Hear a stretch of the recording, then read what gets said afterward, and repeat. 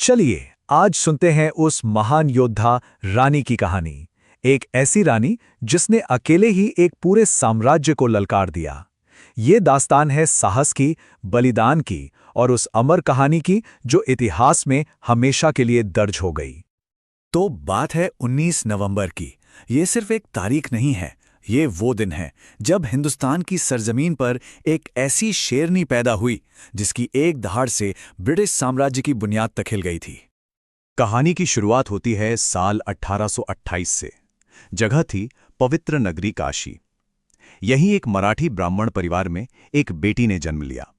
नाम रखा गया मणिकर्णिका, लेकिन प्यार से सब उन्हें बुलाते थे मनु।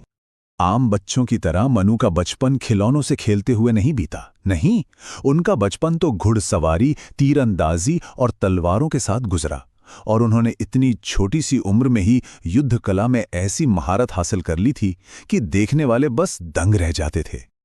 कहा तो ये भी जाता है कि जब मन्नू तलवार चलाती थीं तो ऐसा लगता था मानो आसमान में बिजली कौंद रही हो। उनकी बहादुरी के किस्से उनके बचपन से ही मशहूर हो गए थे, और यही तो उनकी आने वाली महानता की पहली झलक थी। तो वक्त आगे बढ़ा और मनु का विवाह हुआ झांसी के राजा गंगाधर राव के साथ, और बस यहीं से मणिकर्णिका बन गई महारानी लक्ष्मीबाई। एक नए अध्याय की शुरुआत हो चुकी थी। लेकिन वो सिर्फ नाम की महारानी नहीं थी, बिल्कुल नहीं। वो एक बहुत ही न्यायप्रिय शासक थी। एक ऐसी रानी जो अपनी प्रजा को अपनी औलाद मानती थी, अपनी संतान की तरह प्यार करती थी। पर अफसोस, शांति का यह दौर ज्यादा दिन टिकने वाला नहीं था।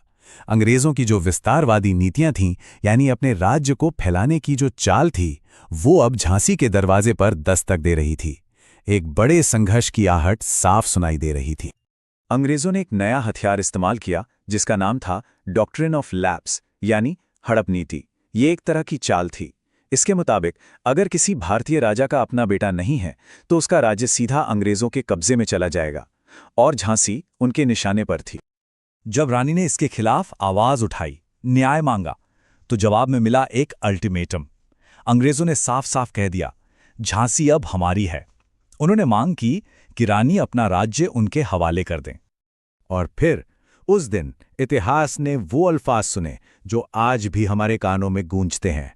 रानी ने एक शेरनी की तरह गरज कर कहा, मैं अपनी झांसी नहीं दूंगी।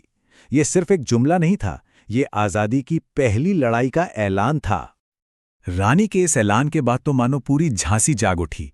हर गली, हर घर युद्ध की तैयारी में लग गया। रानी ने अपनी प्रजा को एक सेना बना दिया था, जहां औरतें, मर्द, हर कोई अपनी मातृभूमि के लिए मर मिटने को तैयार था।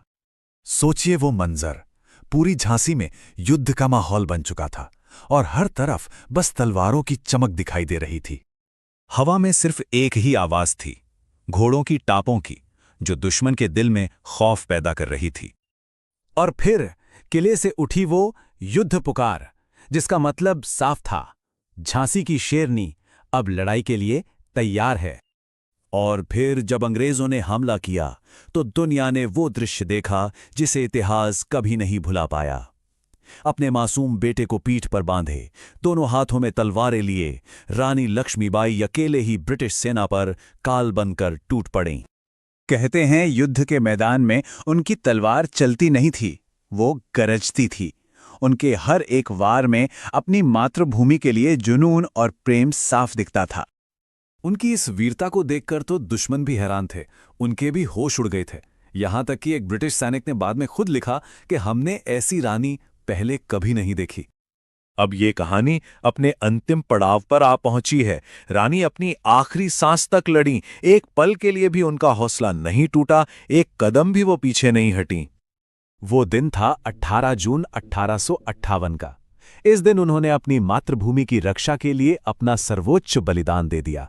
उनका शरीर जरूर थक गया था, पर उनका साहस, उनका जज्बा कभी नहीं थका। तो उस दिन रानी लक्ष्मीबाई की मृत्यु नहीं हुई, वो नहीं मरी। वो अपनी वीरता और बलिदान से इतिहास के पन्नों में हमेशा हमेशा के लिए अमर हो गईं। उनका जीवन हम सबको एक बहुत बड़ी सीख देता है कि बहादुरी वो जन्म से नहीं मिलती, वो दिल से आती है। ये एक चुनाव है, एक फैसला है। और आखिर में ये कहानी हमें एक सवाल के साथ छोड़ जाती है। सोचने वाली बात है कि कैसे सिर्फ एक इंसान का साहस और हिम्मत एक पूरे देश की तकदीर लिख सकता है और आने वाली ना जाने कितनी पीढ़ियों के लिए प्रेरणा का स्रोत बन सकता है।